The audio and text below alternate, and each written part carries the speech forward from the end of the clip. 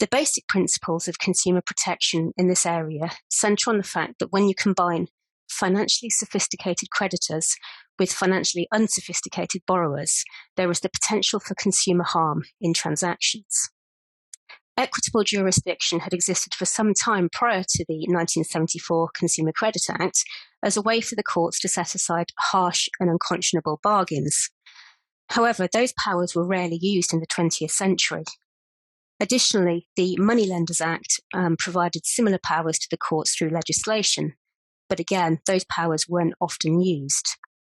Those seeking credit could often not afford legal representation in order to bring claims to set aside unconscionable bargains, and the legislation that did exist was not wide-ranging, but was limited to particular subsets of consumer credit.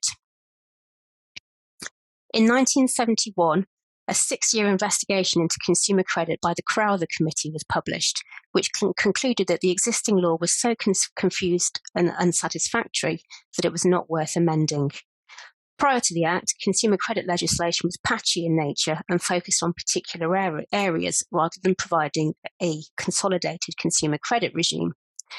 The Crowther Committee therefore recommended wide-ranging reform. The Consumer Credit Act was introduced in 1974 in order to protect individuals and small business customers in the UK who use credit to buy goods and services. So the key takeaways. So what can we take away from the extent and applicability of the unfairness provisions? In essence, the provisions have been drafted deliberately widely, and they apply not just to the principal credit agreement, but any related agreement captured by Section 140C, and any related or linked transaction captured by Section 19. Judges have a wide discretion to make virtually any order for relief they want pursuant to Section 140B in order to remedy injustice and unfairness.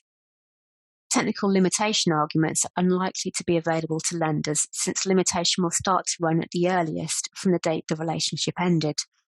If there is concealment of facts, fraud or mistake involved, limitation is unlikely to start to run until discovered. In other words, the unfairness provisions as they are currently drafted permeate almost all aspects of the consumer credit regime, and lenders really need to be alive to the repercussions of getting customer relationships wrong.